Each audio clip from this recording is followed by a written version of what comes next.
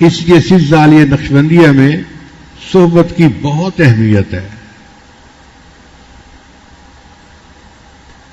سالک اپنے شیخ کی صحبت میں رہے اور نیکوں کی صحبت کو اختیار کرے، اس کی برکت سے اس کو نسبت کا نور ملتا ہے، اس کی صحبت سے اس کو اللہ کا قرب مل جاتا ہے.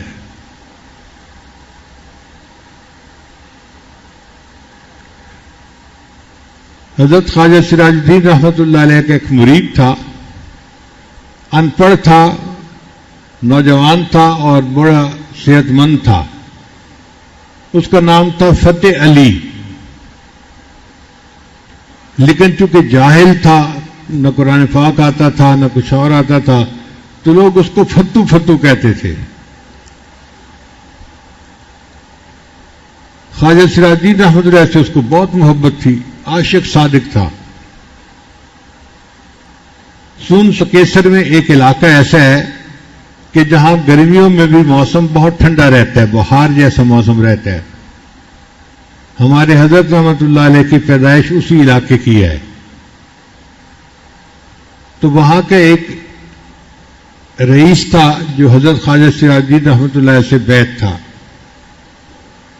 وہ خواجہ سراج الدین رحمۃ اللہ علیہ کو دعوت دیتا تھا جون جولائی میں، جب سخت گرمی ہوتی تھی. حضرت وہاں تشریف لے جاتے اور ٹھنڈا موسم ہوتا اور ملنے والے علماء بھی آ جاتے. اس کے دل میں خیال آیا کیوں نہ میں یہاں پہ حضرت کے لیے کوئی جگہ بنا دوں، تو حضرت مستقل خانقاہ ہی بنا لیں اور گرمیاں یہاں گزارا کریں، اور پورے ملک سے علماء گرمیوں کے موسم میں یہاں آ کے اللہ اللہ کیا کریں، مجھے ثواب ملے گا. چنانچہ حضرت نے گرمیاں وہاں گزارنی شروع کر دی. خوب مجمع ہوتا، لوگ اللہ اللہ کرتے، اور وہ رئیس بڑا خوش ہوتا کہ لوگ اللہ کے قریب ہو رہے ہیں اور اللہ ان کو نیکی کی طرف آگے بڑھا رہے ہیں. اس نے کوئی 200 کنال زمین حضرت کو ہدیہ کر دی. حضرت نے وہاں پر ایک چھوٹی سی مسجد بنا دی، ایک کمرہ بنا دیا، اور وہاں پر خانقاہ کا کام شروع ہو گیا. اب مجمع بڑھنے لگا. وہ جو فتو تھا نا، وہ ایک دن حضرت کے پاس آیا. حضرت، یہ آپ کی زمین کے اندر دریا بہتا ہے، اگر اس دریا کا پانی مڑ جائے، رخ پھیر لے، تو بہت ساری زمین آپ کی کارآمد ہو جائے گی، اس پہ فصل لگ سکے گی، تو وہاں پہ ہم گندم لگا سکیں گے اور زیادہ مہمانوں کو بلا کے ان کو ہم یہاں پر ٹھہرا سکیں گے. اس زمانے میں ابھی کرینے نہیں آئی تھیں.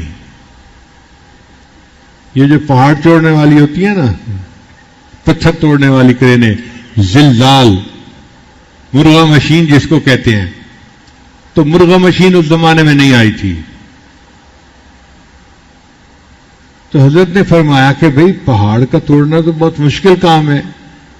اس نے کہا کہ حضرت آپ مجھے اجازت دے دیجئے، میں کوشش کرتا ہوں، دیکھیں کیا صورت نکلتی ہے. حضرت نے اجازت دے دی. وہ فتو اکیلا اس نے کدال بنا لیا، تیشہ بنوا لیا اور چٹانوں کو توڑنا شروع کر دیا. اکیلا بندہ چٹان کو کیا توڑے اور پہاڑ کو کیا توڑے. وہ جب پہاڑ کو توڑنا ہوتا تو لوگ اس کو دیکھ کے ہنستے تھے کہ دیکھو بیوقوف لگا ہوا ہے، یہ کریزی آدمی ہے، یہ بس دن رات ایک ہی کام کر رہا ہے. اللہ کی شان دیکھیں، اس کو کئی مہینے لگے، اور ایک ایسا دن آیا کہ اس نے ایک ایسی چٹان کو توڑا کہ جس کے توڑنے پر دریا کے پانی نے بہاؤ کا رخ موڑ دیا. پہلے پانی ٹکرا کر پھیل جاتا تھا اور زیادہ ایریے سے ہو کے گزرتا تھا. اب پانی جو تھا وہ چٹان کے ٹوٹنے کی وجہ سے قریب سے بہنا شروع ہو گیا اور جو پھیلاؤ تھا وہ کم ہو گیا، تو بہت ساری زمین پانی سے باہر نکل آئی، یعنی ریکلیم لینڈ بن گئی. اب اس پہ جب گندم لگائی گئی تو کئی 100 بوریاں گندم کی ہو گئی. پتو نے کہا کہ حضرت دیکھیں ہمارے پاس اتنی گندم ہو گئی ہے, ہم تو اور مہمانوں کو بلا سکتے ہیں اور گرمی کے موسم میں اور زیادہ اللہ اللہ کر سکتے ہیں. حضرت نے کہا ٹھیک ہے, مگر ان مہمانوں کے لیے یہاں رہائش کے کمرے بھی بنانے پڑیں گے. اس نے کہا حضرت آپ ایک دو مستری رکھ لیں اور مزدوری کرنے کے لیے تو میں ہوں ہی صحیح, میں ان کے ساتھ مزدوری کروں گا اور جلدی جلدی ہم کمرے بنا دیں گے.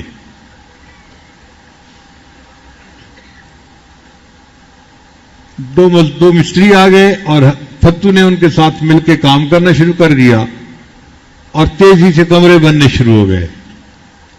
خواجہ سراج الدین رحمۃ اللہ جب کمرے بنتے دیکھتے تو بہت خوش ہوتے کہ گرمیوں میں مہمان آئیں گے, یہاں ٹھہریں گے اور اللہ کو یاد کریں گے اور ہمیں اس کا اجر ملے گا. ایک دن یہ فتو گرمیوں میں دوپہر کے وقت گارا بنا رہا تھا, کیونکہ سیمنٹ تو وہاں تھا نہیں تو مٹی سے اینٹیں جوڑی جاتی تھیں. تو یہ گارا بنا رہا تھا. خواجہ سراج الدین رحمۃ اللہ علیہ نے کھڑکی میں سے دیکھا سب سوئے ہوئے ہیں, آرام کر رہے ہیں, دوپہر کا وقت ہے, گرمی کا وقت ہے, اور فتو لگا ہوا ہے اس گارے کو بنانے میں. تو حضرت نے ایک بچے کو بھیجا گھر کے کہ جاؤ اور فتو کو میرے پاس بلا کے لاؤ. جب بچے نے جا کے میسج دیا تو فتو ڈر گیا کہ لگتا ہے کہ مجھ سے کوئی غلطی ہو گئی, حضرت نے مجھے اس وقت طلب فرمایا ہے. تو اس نے بچے کو کہا کہ حضرت سے عرض کرو کہ میں ابھی نہا کے شاور لے کے اور کپڑے بدل کے آتا ہوں. حضرت نے اس بچے کو دوبارہ بھیجا کہ نہیں, اس کو کہو کہ اسی حالت میں میرے پاس آئے. لو جی, فتو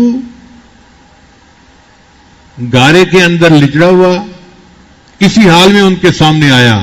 دھوتی باندھی ہوئی تھی اور پسینہ آیا ہوا تھا. خواجہ سراج الدین رحمۃ اللہ نے اس کو اپنے پاس بلایا, اس کو اپنے سینے سے لگایا اور اس کو اجازت خلافت عطا فرما دی. اب فتو روئے, حضرت میں تو قرآن بھی نہیں پڑھا ہوا, مجھے قرآن نہیں آتا. حضرت نے فرمایا نہیں آتا تو پڑھ لو گے. حضرت مجھے تو نماز بھی پوری نہیں آتی. حضرت میں کوئی بات نہیں, سیکھ لو گے.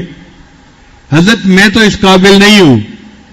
حضرت آگے سے جواب دیں میں بھی اس قابل نہیں ہوں, تم بھی اس قابل نہیں ہو, کوئی بات نہیں. اب فتو پریشان, میں ان پڑھ جاہل بندہ اور مجھے خلافت مل گئی. اللہ کی شان دیکھیں کہ اس فتو نے آہستہ آہستہ قرآن مجید پڑھنا شروع کیا, ناظرہ, اور آہستہ آہستہ اس نے قرآن مجید پڑھ لیا. پھر اس نے نماز کے مسائل سیکھنے شروع کیے تو کچھ نماز کے مسائل بھی آ گئے. اب اس بندے نے چونکہ محنت کی تھی, اللہ کے لیے قربانی دی تھی, اس قربانی کا صلہ ملا کہ اس کے دل میں اللہ کی محبت بڑی تھی. یہ جب بات کرتا تھا نا تو دوسرے بندے کا دل مو لیتا تھا, تو لوگوں کو نفع محسوس ہوتا اور وہ اس کے پاس بیٹھ کے اللہ کی باتیں سنتے تھے. کئی ان میں سے تو عطائب بھی ہو جاتے اور فتو کے ہاتھ پہ بیعت بھی ہو جاتے ہیں. اب جو فتو کے ہاتھ پہ بیعت ہوتے وہ اپنے شیخ کو فتو تو نہیں کہہ سکتے تھے, انہوں نے اپنے شیخ کو فتح علی کہنا شروع کر دیا. آپ کی بیعت کن سے ہے؟ جی میری بیعت تو سائیں فتح علی سے ہے. تو اس کا نام سائیں فتح علی مشہور ہو گیا. اللہ کی شان دیکھیں کہ پھر ایک وقت آیا کہ علماء نے بھی اس سائیں فتح علی سے بیعت ہونا شروع کر دیا. حضرت مرشد عالم رحمۃ اللہ نے خود مجھے بتایا, فرمانے لگے کہ میں حج پر گیا تو پاکستان اور انڈیا سے آئے ہوئے تقریباً 200 بڑے بڑے علماء تھے جو وہاں کے ایک مدرسے میں مقیم تھے. ان سب کے لیے فرش پر بستر لگائے جاتے تھے اور سائیں فتح علی کے لیے ان کے درمیان چارپائی پر بستر لگایا جاتا تھا, ان کے اکرام کی وجہ سے. تو حضرت نے یہ واقعہ سنا کے مجھے فرمایا کہ پھتو کو اللہ نے دیکھو کیا نعمت عطا فرمائی، اور پھر فرمایا میں بھی پھتو ہوں. حضرت فرماتے تھے میں بھی پھتو ہوں. اور واقعی بات ایسی ہے. حضرت نے تو سمجھانے کے لیے کہہ دیا تھا، مگر حقیقی بات یہ ہے کہ ہم تو ویسے ہی پھتو ہیں. کہاں کی ہمارے اندر جو ہے دین کا علم، اور کہاں کی ہمارے اندر کوئی تقوی اور دوسری چیزیں، کچھ بھی نہیں ہے. اگر آپ لوگوں کو کچھ فائدہ پہنچ رہا ہے تو یہ اللہ پہنچا رہے ہیں. کون پہنچا رہے ہیں؟ اللہ پہنچا رہے ہیں. اللہ جس کو چاہتے ہیں ذریعہ بنا دیتے ہیں. مگر صحبت کا اثر ایسا ہوتا ہے کہ انسان پھتو سے سائیں فتح علی بن جایا کرتا ہے.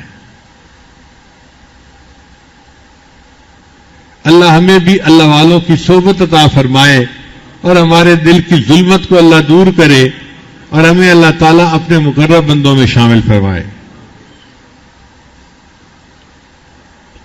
امام ربانی مجدد ثانی رحمۃ اللہ علیہ اپنے مکتوبات میں اس پر بہت زور دیتے ہیں کہ تم نیکوں کی مجلس کو اختیار کرو. نیکوں کی مجلس اختیار کرنے سے تمہارے اندر خود بخود نیکی آ جائے گی.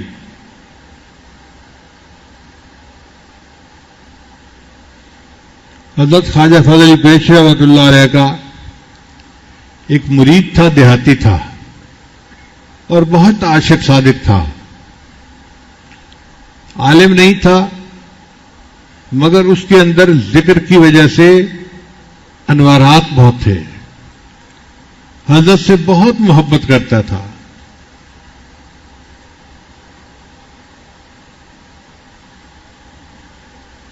اس نے اپنے گھر میں اپنی بیوی کو کہا کہ دیکھو، اگر گاؤں میں کسی بندے کے یہاں شہد کا چھتا نکلے نا تو تم خرید لینا کہ یہاں سے خالص شہد ملے گا، اور یہ شہد میں اپنے شیخ کو جا کے پیش کروں گا. تو بیوی کو جہاں پتہ چلتا فلاں کے درخت سے شہد کا چھتا نکلا تو بیوی شہد خرید لیتی. کرتے کرتے ایک مٹکا پورا شہد سے بھر گیا. وہ مٹکا لے کے آیا کہ میں خواجہ فضل قریشی رحمۃ اللہ علیہ کو ہدیہ پیش کروں گا. حضرت اپنی مسجد کے اندر بیٹھے ہوئے تھے، کچھ لوگ محفل میں تھے.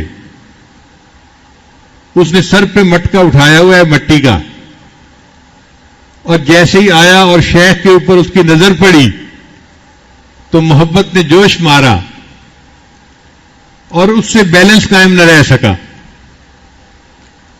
تو اس نے حضرت کو پکارا حضرت، اور ساتھ ہی مٹکا جو تھا وہ زمین پر آ کر گرا. اب شہد سارا زمین کے اوپر پھیل گیا.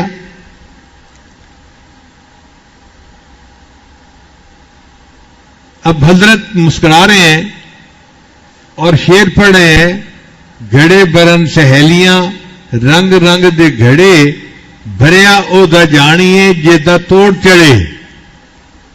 کہ سہیلیاں گھڑے تو بھرتی ہیں پانی کے، مگر بھرا تو اس کو سمجھیں گے جو اپنے گھڑے کو منزل تک پہنچائے. تمہارا گھڑا تو ٹوٹ گیا راستے میں، اور وہ اللہ اللہ اللہ کر رہا ہے، اس پر حال طاری ہے. حضرت خواجہ فضل قریشی رحمۃ اللہ علیہ کبھی کبھی اپنی موت کا تذکرہ کرتے تھے. فقیرو، ہم یہاں پر فانی ہیں، ہم نے چلے جانا ہے، مر جانا ہے. اب وہ عاشق صادق جو تھا نا، اس سے یہ بات برداشت نہیں ہوتی تھی.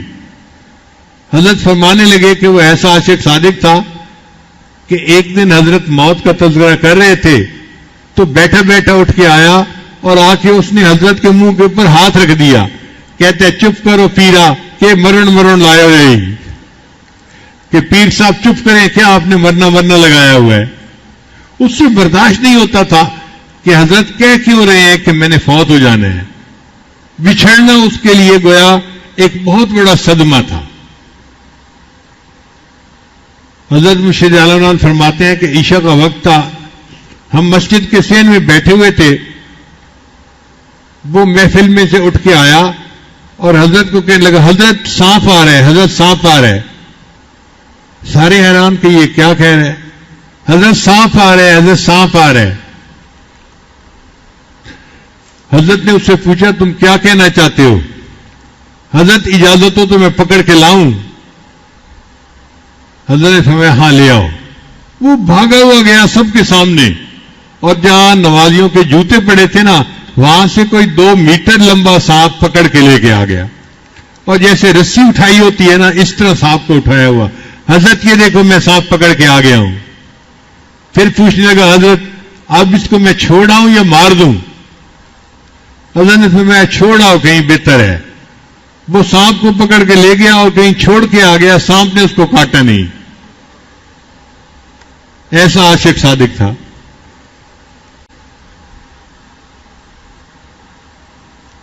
ایک مرتبہ عجیب واقعہ ہوا۔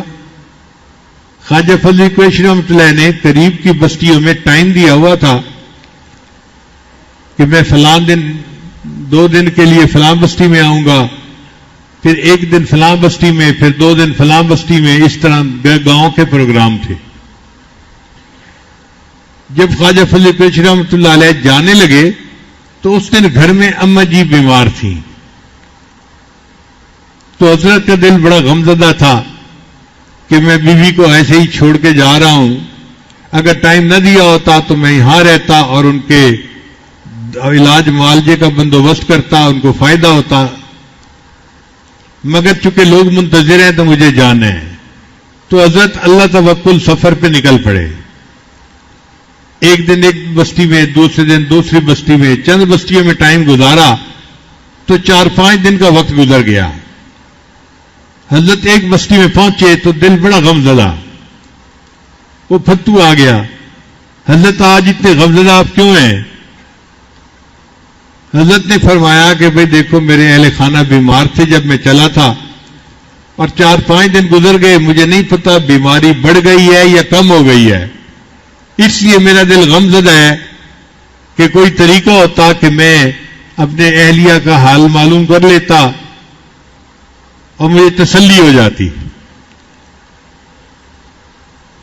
کہتے کہ حضرت میں بلا لوں فلاں بندے کو۔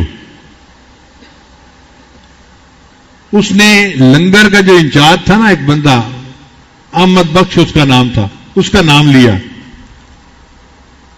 حضرت نے فرمایا بلا لو۔ کیسے بلاؤ گے؟ کہتے حضرت یہ میرا کام ہے۔ وہ وہاں سے اٹھا اور مسجد کے صحن میں ایک شیشم کا درخت تھا، اس درخت کے قریب جا کے تنے کے قریب منہ کر کے احمد بخش احمد بخش احمد بخش احمد بخش، جیسے ہیلو ہیلو کرتے ہیں نا فون کرتے ہوئے، اس نے ایسے کرنا شروع کر دیا۔ تھوڑی دیر کے بعد اس نے کہا احمد بخش حضرت فلاں بستی میں ہیں اور انتظار میں ہیں، تم اماں جی کا حال معلوم کر کے جلدی اس بستی میں پہنچو۔ اور آ کے کہنے لگا حضرت میں نے فون کر دیا ہے اور احمد بخش آ جائے گا۔ اب حضرت اس بندے کا چہرہ دیکھ رہے ہیں کہ یہ جاہل بندہ کیا، کیسے اس نے پیغام پہنچا دیا۔ اس زمانے میں ٹیلی فون نہیں ہوتے تھے، آج کل تو سیل فون ہے نا، اس زمانے میں لائن فون بھی نہیں ہوتے تھے، کنسیپٹ ہی نہیں تھا لوگوں کو فون کا۔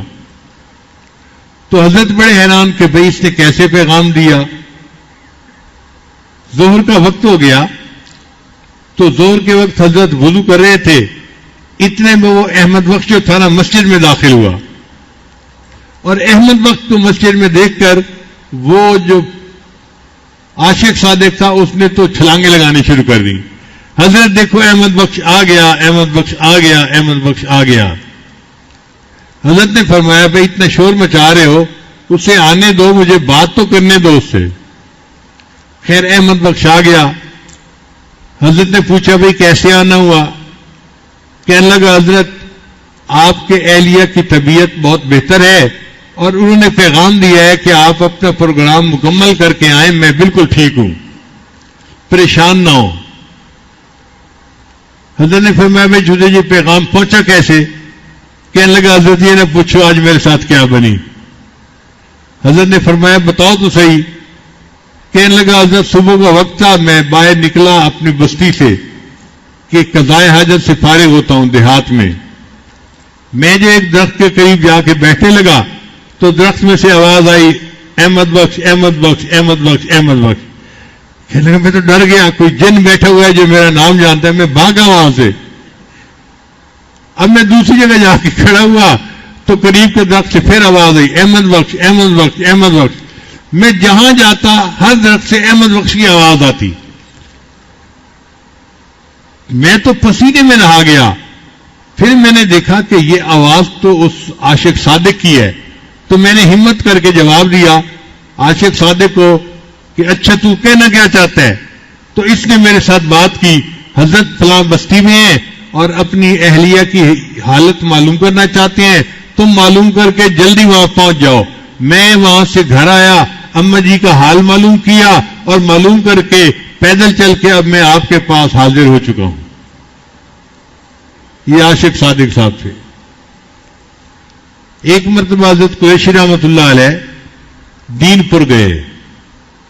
اس وقت دین پور میں ایک بڑے بزرگ تھے جو وہاں رہتے تھے، حضرت دین پوری رحمۃ اللہ علیہ۔ تو جب بستی کے پروگرام سے فارغ ہوئے تو خواجہ فضل قریشی رحمۃ اللہ علیہ نے جماعت کے لوگوں سے کہا کہ دیکھو بھائی، دل بڑا چاہتا تھا کہ ہم دین پور کے اتنا قریب آ گئے ہیں تو ہم ان بزرگوں کی زیارت کر کے ان کو مل کے واپس جاتے، مگر مجھے ان کے سامنے پیر بن کے جانا اچھا نہیں لگتا، اس لیے میں وہاں نہیں جا سکتا۔ حضرت خواجہ عبد المالک صدیقی رحمۃ اللہ علیہ کو اللہ نے بہت ذہانت دی تھی۔ وہ کہنے لگے حضرت آپ ان کے سامنے پیر بن کے نہیں جانا چاہتے تو آسان طریقہ ہے۔ حضرت نے پوچھا کیسا؟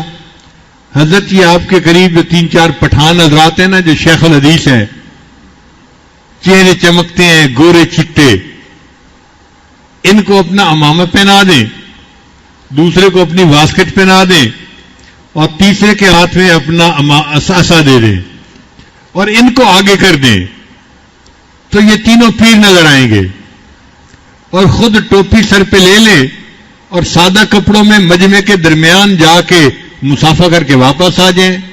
ان حضرت کو پتہ ہی نہیں چلے گا کہ بھئی کون پیر اور کون مرید۔ حضرت نے فرمایا ہاں یہ ٹھیک ہے۔ لو جی، حضرت خواجہ فضل قریشی رحمۃ اللہ علیہ اپنے ان علماء کے ساتھ اپنی عمامہ کسی کو پہنا دیا، عصا کسی کو دے دیا، واسکٹ کسی کو دے دی اور سادہ کپڑوں میں چل پڑے کہ ہم ان کو مسافہ کر کے آ جائیں گے۔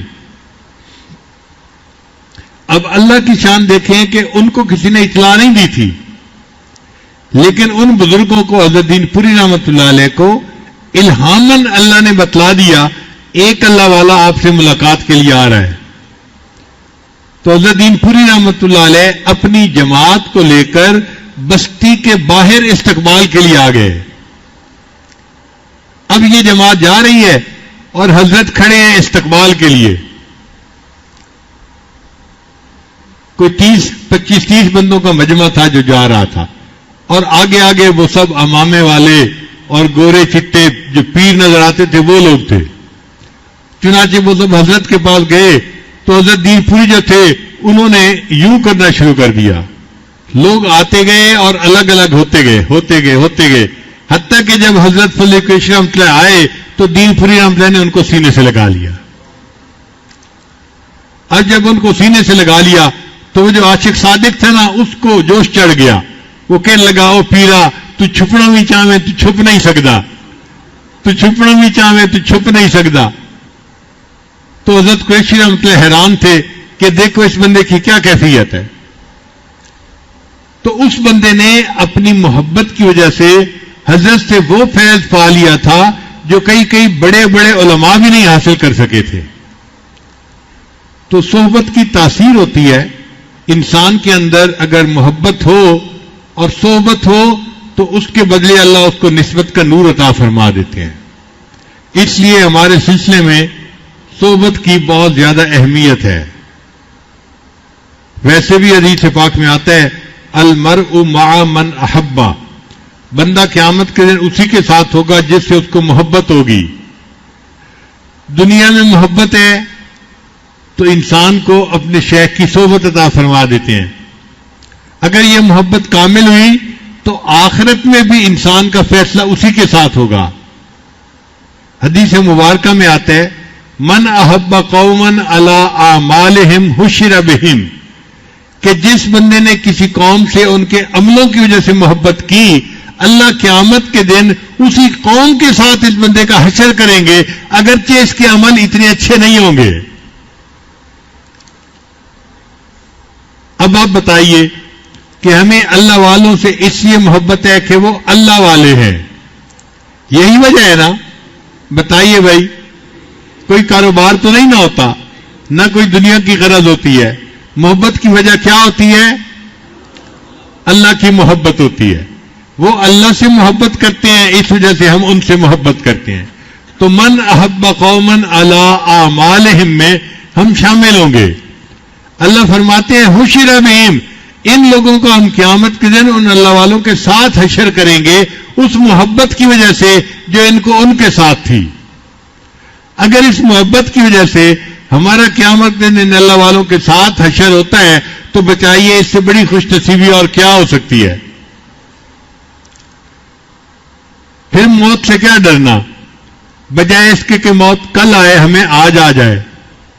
اگر اللہ والوں میں محبت میں آنی ہے نا تو کل کی بجائے آج آئے، اور اللہ ہمیں قیامت کے دن ان اللہ والوں کی صحبت جو ہے وہ محبت میں کھڑا کرے اور ان کے زمرے میں ہمیں اٹھائے۔